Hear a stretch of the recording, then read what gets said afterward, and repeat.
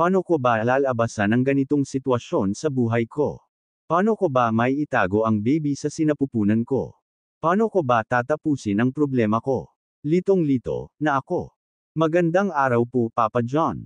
Ako po si Janila. 14 years old, iisa lang po akong anak. Grade 9 na po ako, lumaki po ako nang nakukuha ang lahat ng gustuhin ko. Ang aking ina po ay nasa Saudi. At ang aking ama naman ay sumakabilang bahay na.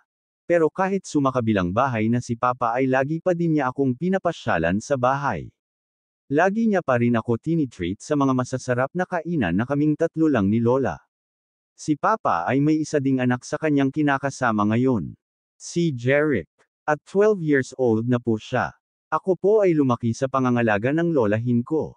4 na taon pa lang daw ako nang magkahiwalay ang mga magulang ko dahil sa pambababae ng aking ama. Kaya naman mas pinili ni Mama ang magtrabaho sa ibang bansa para lang mabigyan niya ako ng magandang buhay. At nangyari naman iyon. Tuwing umuuwi siya ay laging may pasalubong sa akin na magagandang sapatos, cellphone, laptop. Pero sa totoo lang Papa John hindi naman talaga yun ang gusto ko. Mas gusto kong makasama si Mama sa paglaki ko. Gusto ko siya ang magbantay sa akin habang nagdadalaga ako. Mga bagay na hindi nangyari. Kaya naman hindi ko itinatanggi na lumaki akong matigas ang ulo. Sa loob ng 10 taon na nasa ibang bansa si Mama. Ilang beses ko pa lang siyang nakakasama. Yun ay tuwing umuwi lang siya para magbakasyon at ilang araw lang ay babalik na naman siya sa ibang bansa. Kaya naman kulang na kulang ang mga araw na nakakasama ko siya. Para mapunuan ang lahat ng yun ay lagi naman siyang nagpapadala ng pera sa akin. Lagi siyang advance sa akin magbigay ng budget ko sa school. Hindi din ako nalilate sa bayarin sa school dahilan para hindi ako mamroblema tuwing darating ang exam ko. Kaya naman kahit sobra akong pasaway ay lagi ko pa din ipinagbubuti ang pag-aaral ko. Lagi kong iniingatan ang mga grades ko para wala naman masabi sa akin si Mama na nasa ibang bansa. Dahil alam kong para din naman sa akin iyon. Hanggang isang araw tumawag ako kay Mama at para ipakita ko sana ang grades ko sa second grading. Kaso may nakita akong damit ng lalaki sa kwarto niya, at tila nag-iba din ang background ng kwarto niya na dati naman ay hindi ganun. Kaya naman napatanong ako kay Mama. Ngunit sinabi niya na nasa kwarto daw siya ng kaibigan niyang may asawa Papa John kaya naman naniwala ako sa kanya. Alam kasi ni Mama na ayaw ko siyang mag-asawa siya. Ayaw ko ng ibang ama. Kahit na magkahiwalay sila Papa at Mama. Ayaw ko pa din mag-asawa si Mama ng iba. Dahil hindi ko matatanggap iyon. Kaya naman lagi ko siyang sinasabihan na wag nang mag-aasawa dahil di ko alam kung saan pa ako pupulutin. Baka tuluyan na akong mawalan ng pamilya at hindi na nila ako gawing parte ng buhay nila. Baka tuluyan na nila akong iwan kay Lola. Kaya nga mas pinag-iigi ko ang pag-aaral ko para may dahilan si Mama na hindi ako iwanan. Sa school naman ay may nanliligaw din sa akin Papa John. Si Marco ang masugid kong manliligaw. Di naman kasi maitatanggi na maganda. Makinis ang balat. At maputi ako. Kamukang kamukha ko ang aking ina na may pagkatisay din. Si Marco Papa John ay anak ng mayor dito sa aming lugar. Pero kahit anak siya ng mayor ay hindi siya lumaking laki sa layaw. Lagi po siyang dumadalaw sa bahay kaya naman unti-unti na din siya nagugustuhan ni Lola. Pero kahit ganun hindi ko pa rin siya sinasagot dahil gusto ko ay mag-focus sa pag-aaral ko. At gusto kong gawin ang mga gusto ko na walang nagbabawal na boyfriend. Si Marco, siya ang sabihan ko ng problema ko tuwing may problema ako. Handa naman siyang makinig sa lahat ng sinasabi ko kaya naman maswerte talaga ang mapapangasawa niya. Ibig sabihin maswerte ako. Sa totoo lang Papa John ay unti-unti ko na din nagugustuhan si Marco dahil sa mga taglay nitong katangian. Pero sabi ko sa kanya ay kailangan ko pang mag-focus sa pag-aaral ko. Kaya kung pwede ay friends muna kami. Pumayag naman siya Papa John. Pero hindi ko makontrol pag may nagpapakyut sa kanyang mga girls sa school. Kaya kung papatulan niya ay okay lang yun. Kung kami talaga sa huli ay kami talaga. Basta sa ngayon ay friends muna kami. Isang araw ay may nag-chat sa akin ng tingnan ko ay parang bigla akong na-curious. At dahil na-curious ako ay tiningnan ko ang profile niya. At laking gulat ko nang makita ko si Mama sa bawat post niya.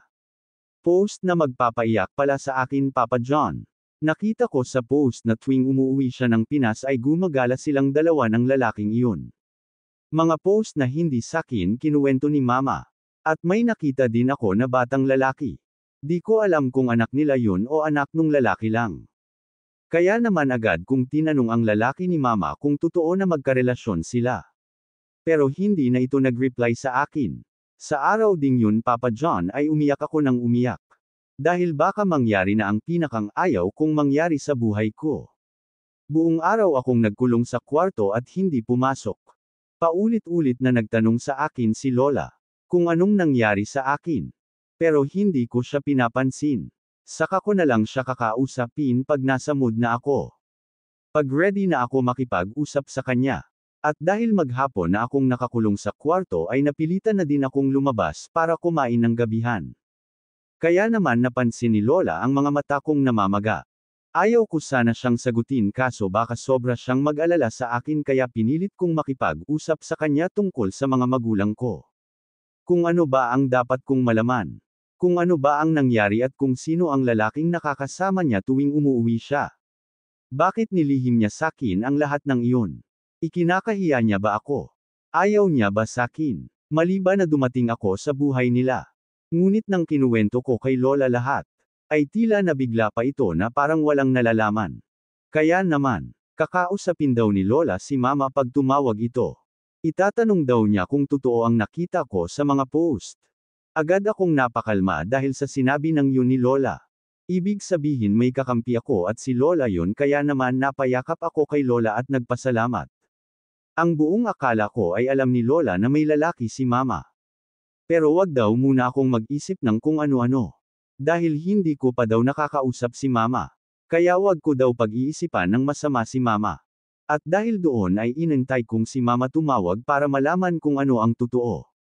Gusto kong sa kanya manggagaling ang lahat. Kaya naman kinabukasan ay tumawag si Mama. Si Lola muna ang nakipag-usap dito. At nang makatapos na ito makapag-usap ay binigay na ni Lola sakin. Kaya naman direkta ko nang tinanong si Mama kung kaano-ano nga ba talaga niya ang lalaking kasama niya sa post. Sa puntong yun ay hindi makapagsalita si Mama. Kaya naman natakot akong sabihin niya na asawa niya yun. Ngunit nang magsalita siya sa kabilang linya ay ganun nga ang binanggit niya. Hindi nga ako nagkamali Papa John. Hindi naman daw niya asawa. Boyfriend pa lang daw niya. Kaya naman napaiyak na ako ng todo nang sabihin niya iyon. Umiyak din si Mama ng mga oras na yun dahil sa umiiyak na din ako. Alam niya kasi na ayaw ko talaga siya na mag-boyfriend o mag-asawa. Ayaw ko talaga. Dahil baka iwanan din niya ako katulad ni Papa. Kaya naman binaba ko na ang phone at binigay na kay Lola para sila na ang mag-usap. Ako naman ay dumiretso sa kwarto at doon nagpatuloy ng pag-iyak. Kung ano-ano ang pumapasok sa isip ko. Ang naisip ko lang noon ay hindi magtatagal ay iiwanan na din ako ni Mama. Bubuo din siya ng bagong pamilya katulad ni Papa. Kaya naman bago pa mangyari yun uunahan ko na siya. Nang mabuo sa isip ko ang bagay na yun Papa John ay agad kong pinunas ang mga luha ko. Wala na din naman magmamahal sakin bakit pa ako magpapakatino. Yan ang pinakang maling ginawa ko sa buhay ko Papa John. Kinabukasan ay nakita ko si Marco sa labas ng school. Inantay ko talaga siya para ayain na gumala kami sa mall. Nagtaka naman ito dahil alam nito na hindi ako basta-basta mag-a-absent. Pero sabi ko kung mahal niya talaga ako ay patunayan niya. Kaya naman sumama siya sa akin kahit na napipilitan lang. Naka-uniform pa kami ni Marco na gumala Papa John. Nakapunta kami sa mall. Kumain sa labas. Gumala sa tabi ng dagat. At dahil doon ay nag-enjoy ako Papa John. Noon ko lang naranasan na mag-enjoy, na walang ibang iniisip kundi ang sarili lang. Ang sarap pala ng buhay na ganito. Yung malaya ka lang. Kaya naman kinabukasan ay naka-uniform ulit ako ang aalis ng bahay. Pero may dala akong damit sa bag. Pumunta na kami ng resort para maligo ni Marco. Yung baon ko na pera na budget pang isang linggo ay naubos ko lang ng 2 araw.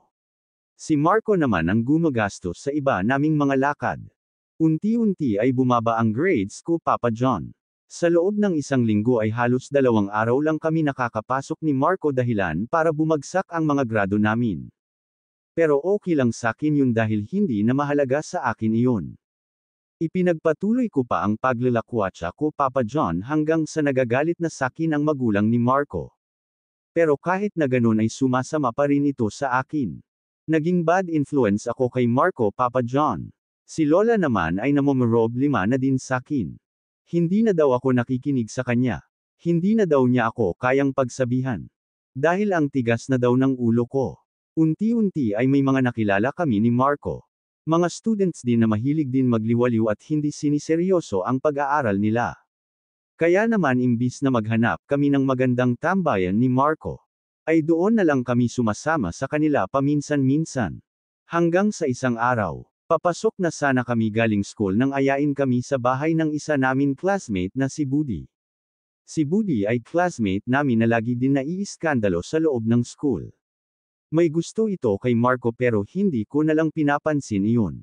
Dahil wala naman gusto sa kanya si Marco. Dahil ayaw kasi ni Marco nang may pagkapresko. Mag-party daw kami sa bahay nila. At may kaunting inuman daw para mas enjoy. Ayaw ko din sana. Kaso makisama man lang daw kami kahit hindi kami uminom. Kaya naman dahil sa nahihiya ako na tanggihan si Budi, ay sumama na lang kami ng mga oras na yun. At pinilit ko na sumama si Marco sa amin. Safe naman po ako pag andyan si Marco sa tabi ko. Marami daw kami na ini-invite niya para sa party niyang iyon. Sumama si Marco Papa John. Napilitan lang talaga siya sumama sa amin dahil kasama ako. Kaya naman laking pasasalamat ko sa kanya na sumama siya. Ngunit pagdating namin sa bahay nila Budi ay tila wala naman party. Kaya nagtaka ako pero sabi niya ay kumalma lang daw kami. Pumasok daw kami sa loob at maghintay. Pagpasok namin sa loob ay may nakita kaming dalawang lalaki na nagtatagay kaya naman pinaupo kami sa bandang tabi nila. Habang nag-aantay daw ng ibang kasamahan ay magtagay-tagay muna daw kami para naman ma-enjoy nila ang party. Ayaw na sana ni Marco maghintay. Dahil iba ang pakiramdam namin. Tila ba may kakaiba. Aalis na lang sana kami nang patagayin kami ng tig-isa ni Budi bago man lang daw kami umalis. Kaya naman dahil gusto ko na din makauwi ay napatagay na lang kami ni Marco. Sabay pa namin ininom ni Marco ang alak na binigay sa amin. Ngunit wala kaming kamalay-malay na yung alak na yun pala ang magpapahamak sa amin. Nahilo ako Papa John, nahilo din si Marco. Kitang-kita ko siya na nakatingin sa akin na nag-aalala. Napaupo ako at di ko na alam ang nangyari ng mga sumunod na oras Papa John. Basta ang tanging naririnig ko na lang ay nagtatawanan silang lahat sa amin. At bigla ay nawala na ako sa ulirat. Maya-maya pa ay naramdaman ko naman na parang may nagbuhat sa akin. Kaya naman napamulat ako. Ngunit hindi ko pa kaya. Kaya naman napapikit ulit ako at nawala na ulit sa ulirat. Nang magising ulit ako ay nakita kong nasa madilim na sulok na ako at tila nakahiga sa malambot na kama. Ngunit wala akong kasamahan. Dahil sa nanghihina pa ako ay hindi ko pa maigalaw ang aking mga katawan. Tanging ang aking mata at isip lang ang gumagana sa akin. Maya-maya pa ay may lalaking walang damit pang itaas ang papalapit sa akin at tila bagong ligo ito. Unti-unti niyang inalis ang mga saplot ko. At inangkin ako ng buo. Buong-buo pa ako dahil wala pa naman nangyayari sa amin ni Marco. Ayaw kong gawin niya yun Papa John. Pero wala akong magawa. Ni itulak man lang siya ay hindi ko magawa. Wala akong lakas Papa John. Hindi ako makapalag sa mga oras na yun Papa John. Di ko alam kung ano ang gagawin ko ng mga oras na yun. Tanging mga luha lang ang nagpapahiwatig ng lahat ng kawalang hiya ng lalaking nasa harapan ko. Nang matapos na ito ay saka ito lumabas. Maya-maya ay nararamdaman kong may kausap ito. At tila iba naman ang lalaking pumasok sa loob at muli ay ginawa na naman ako ng hindi ko gusto. Sobrang sakit ng ginawa nila sa akin Papa John. At tanging luha lang ang sandalan ko sa mga oras na yun. Kinabukasan ay nagising akong katabi ko si Marco na parehas kaming walang balabal. Kitang-kita ko din ang nabasag na pulang mantsa sa kama. Napaluha ako nang makita ko iyon. Dali-dali kaming nag-ayos ng sarili at paglabas namin ng pintuan ay ang dami namin classmate sa labas ng pinto na tila nag-aabang. Hiyang-hiya ako sa nangyari Papa John. Nakita nila na galing kami sa iisang kwarto ni Marco. Kaya naman diri-diretso ako ng lakad at hindi na muling lumingon pa, kahit na tinatawag ako ni Marco. Hindi na ako lumingon pa kahit na sobrang sakit ng nangyari sa akin, Papa John. Pagdating ko ng bahay ay sumalubong agad sa akin si Lola. Nag-aalala itong nagtanong kung anong nangyari sa akin. Kung bakit daw hindi ako umuwi kagabi. Bakit daw inumaga na ako. Ngunit bago pa ako makapagsalita ay tumawag si Mama sa linya. At narinig ko na nagagalit ito.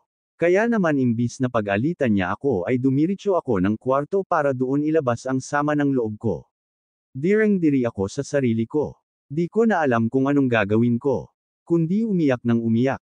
Ang sama ng sitwasyon ko. Ang sama-sama ng nangyari sa akin. Sa araw na yun ay hindi na ako pumasok. Ayaw ko nang pumasok. Para saan pa ang pagpasok kong iyon? Sira na ang kinabukasan ko. Napatigil ako nang marinig ko si Lola na tinatawag ang pangalan ko sa labas ng kwarto. Andyan daw si Marco sa labas. Pero hindi ako kumikibo. Ayaw ko sanang lumabas pero may isa pang susi si Lola na hawak niya kaya nabuksan niya din iyon. Lumapit si Lola at niyakap ako ng mahigpit. Umiiyak si Lola habang nakatingin sa amin si Marco. Sinabi na pala ni Marco ang nangyari sa amin kagabi kaya naman napaiyak na din ako ng todo. Pumunta kami sa pulis kahit ayaw ko. Dahil, nahihiya ako, Papa John. Nag-report kami doon. At dahil kasama ko si Marco na anak ng mayor dito sa amin ay mabibigyan naman ng hustisya ang nangyari sa amin. Dahil tinutulungan kami ng pamilya niya. Naging usap-usap dito sa lugar namin ang nangyari sa akin, Papa John. Araw-araw ay lagi akong binabangungot ng aking nakaraan. Araw-araw ay lagi nila akong hinuhusgahan. Araw-araw ay masama ang mga tingin nila sa akin kaya mas minabuti kong wag nang lumabas ng bahay para sa katahimikan ko. Ayaw ko nang maalala ang nakaraan na yon sa buhay ko. Gusto ko nang kalimutan yun. Pero kahit anong limot na gawin ko ay hindi ko matatakasan. Lalo na nung 2 buwan na akong hindi dinadatnan, Papa John. Nanlulumo ako sa lahat ng bagay. Paano pa ang buhay ko? Kuwit, masama na nga ang nangyari sa akin. Ay iniwanan pa ako ng bakas sa tiyan ko. Bakas na hindi ko na malilimutan kahit kailan. Bakas na hindi ko na matatakasan kahit kailan. Kaya naman nang malaman ni Mama ang nangyari sa akin ay ginusto niya na umuwi na ng Pinas para sa akin. Gusto niya daw akong alagaan, Papa John. Bumabawi siya sa lahat ng mga pagkukulang niya sa akin. Humingi naman ako ng tawad sa kanya dahilan para mabawasan ang bigat na nararamdaman ko, Papa John. Naging lakas namin ang isa't isa. Tatagan ko raw ang loob ko lalo na sa magiging anak ko. Si Marco naman ay pumupunta din paminsan-minsan dito sa bahay. Pero ayaw ko muna siyang makausap sa ngayon lalo na at ganito ang kalagayan ko. Ipinagtapat ko na buntis ako kahit nahihirapan akong gawin. Pero okay lang naman daw sa kanya yon. Sabi ko wag muna habang hindi ko patuluyan matanggap ang sarili ko. Hanggang hindi pa naghihilom ang mga sugat sa puso ko. Tuwing lumalabas ako ng bahay ay laging malaki ang damit ko para hindi mapansin ng kapitbahay ko na buntis ako. Ang hirap magtago, Papa John. Ang hirap itago sa mga tsismosa kong kapitbahay. Sa ngayon, Papa John ay ipinagpatuloy ko ang pagbubuntis ko. Naging matatag ako sa mga pangaral sa akin ni Mama at naramdaman ko ang tunay na pagmamahal niya sa akin. Hindi muna ako nagpatuloy ng pag-aaral para naman mabigyan ko ng maayos na kalusugan ang baby ko. Mahirap tanggapin, Papa John, sa totoo lang. Pero pinilit kong tanggapin ang lahat sa tulong ng magulang ko na walang sawang nagmamahal sa akin.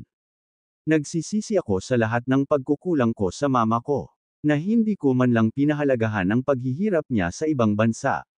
Sa ngayon, Papa John, ay magbabago na ako. Mag-aaral na akong mabuti para sa magiging anak ko at lalo na sa magulang ko. Kaya sa mga katulad kong matitigas ang ulo dyan, baguhin nyo na ang sarili nyo bago pa may mangyari pa sa inyong hindi maganda. Para hindi kayo magsisi sa huli. Hanggang dito na lang po ang sulat ko, Papa John.